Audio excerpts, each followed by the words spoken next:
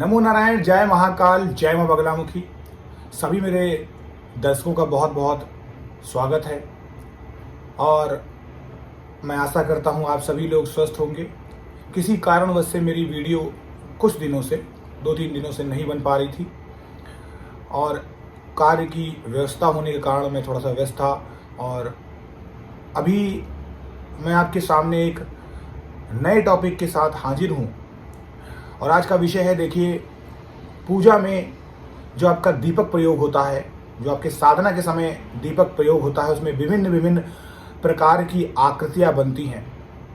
त्रिशूल, डमरू, भगवानों के चेहरे, फेस आकृतियां बनती हैं और कभी कभी तो आकृतियां ऐसी भी होती हैं कि तो आपको लगता है कि ये कुछ नेगेटिव आकृतियां भी हैं। तो जो भी लोग पूजा और साधना में जुड़ते हैं, सच्ची भक्ति के साथ अपने आप को आगे बढ़ाते हैं, संकल्प लेते हैं और जिनकी भी पूजा करने का तरीका सही होता है, क्रम सही होता है, तो उनके उसमें 100% ऐसी आकृतियां बनेंगी, इसमें कोई शक नहीं है।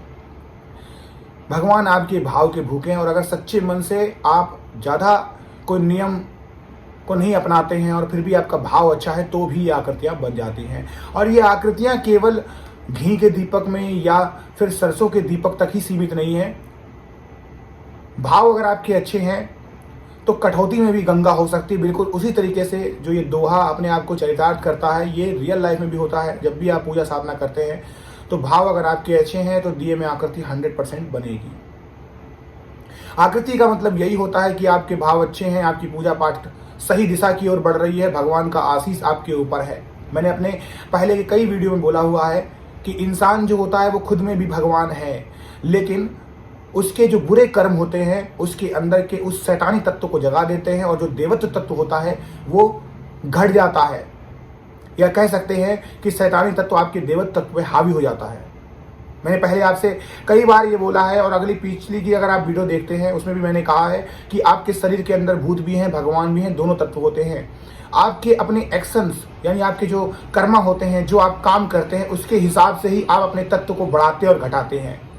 एक समय ऐसा भी आता है जब भगवान खुद भी आपके भक्त हो जाते हैं, आपकी भक्ति से प्रसन्न होते हैं और यही सच्चा एक अच्छे भक्त की निशानी होती है और यही सच्चा पथ है कि किसी समय जब भगवान आपके भक्त बन जाएं और आप भी भगवान के भक्त बन जाएं और उन दोनों में ही कोई समानता ना रहे, एक दूसरे के प्यार के प्रति वो समर्पण की भावना दिखा पड़े,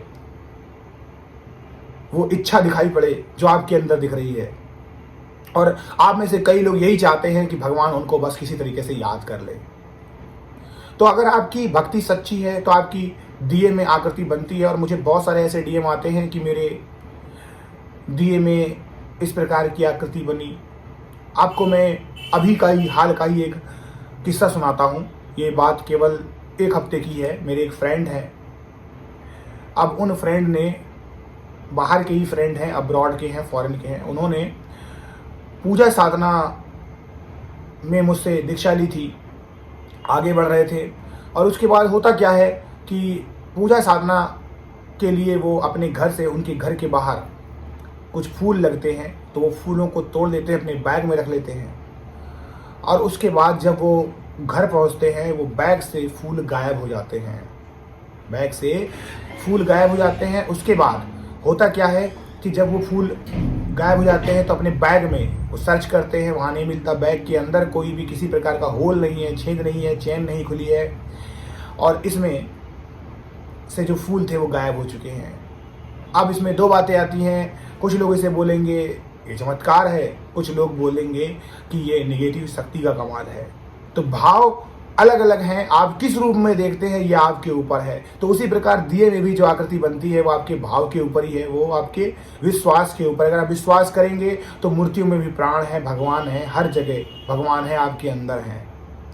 अगर आपका भाव सच्चा है तो आप 100% आगे बढ़ेंगे। अब इसको इस तरीके से समझ सकते हैं कि आपकी लापरवाही की वजह से वो फूल आपने तोड़े ही ना हो सकता है कि आपके मन का भ्रम हो, आपने बोला कि फूल रखे थे, हो सकता ना रखे हों, ये भी हो सकता है। ये भी हो सकता है कि वो फूल किसी बुरी शक्ति ने ले लिए हों और ये भी हो सकता है कि माता रानी ने ही या भगवान ने जिनको समर्पण करने जा रहे हैं वो फूल पहले से ही चुन लिए हों, ले लिए हों। तो देखिए कितनी बातें हैं इसके अंदर। बिल्कुल उसी तरीके से है कि पानी का गिलास आधा भरा भी हो सकता है, आधा खाली भी हो सकता है। आप क्या चाहते हैं ये आपके ऊपर है। तो अगर सच्चे मन से आप भक्ति करते हैं तो आपके दिए में नाना प्रकार की आकृतियां बनती हैं, और वो आकृतियों का यही मतलब है कि भगवान आपके दिए में विराजमान है और आपसे प्रसन्न है।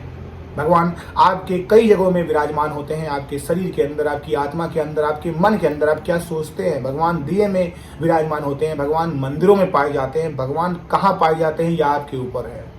आप जहाँ चाहेंगे वहाँ पाएंगे। और अगर आपका दिमाग सही नहीं है, असंतुलित है, आपके दिमाग में कई कई प्रकार की चीज़ें चल रही हैं कि क्या भगवान आएंगे, क्या भगवान हैं, क्या मैं सही कर रहा हूँ, तो यकीन मान के चलिए फिर ऐसे भगवान आपको कभी भी नहीं मिलेंगे। अपने भाव सही रखिए। आपके दिए में जो भी आकृति बन रही है, इस बात का सबूत है कि आपकी पूजा प्रार्थना कबूल हो रही है, सही तरीके से है, भगवान आपसे खुश है। और ये दिए की आकृति कई बार तो दिए से भी बड़ी हो जाती है। आपका दिया इतना बड़ा नहीं, इतना बड़ा फूल बन रहा है। और मुझे भी एक किसी ने अभी इंस्टाग्राम पे अपना इमेज शेयर किया था, उसमें भी उन्होंने दिए की आकृति 2 भागों में डिवाइड हो गया था दिया। मतलब दिए की जो बाती है वो 2 भागों में बन गई। 2 प्रकार का लौ जल रही थी एक दिए के अंदर। उन्होंने बोला ये अच्छा है बुरा है? 100% अच्छा है, बुरा है ही नहीं। बुरा तब तक नहीं है जब तक आपके साथ कोई चीज़ें बुरी नहीं हो रही हैं। चाहे अगर आपको कितनी भी चीज़ों का आभास हो रहा है, दिव्य शक्तियों के संकेत मिल रहे हैं, अगर वो आपका कुछ ऐसा अहित नहीं करे तो दैट्स मीन वो संकेत अच्छे हैं, भगवान आपसे प्रसन्न नहीं है। तो अपनी पूजा पाठ सच्ची रखिए। दिए में आकृति आपके भाव पर निर्भर करती है, आपके विश्वास पर निर्भर करती है। इसी तरीके से आप आगे बढ़ते रहिए, स्वस्थ रहिए, खुश रहिए। और मुझे भी इजाज़त दीजिए। मैं श्री हरि नारायण विष्णु अपने जो ईष्ट हैं उनसे प्रार्थना करता हूँ, जैसे वो जगत का पालन करते हैं आप सभी लोगों का पालन करें, आपकी सभी मनोकामनाओं को पूर्ण करें। नारायण। जय महाकाल, जय मां बगलामुखी।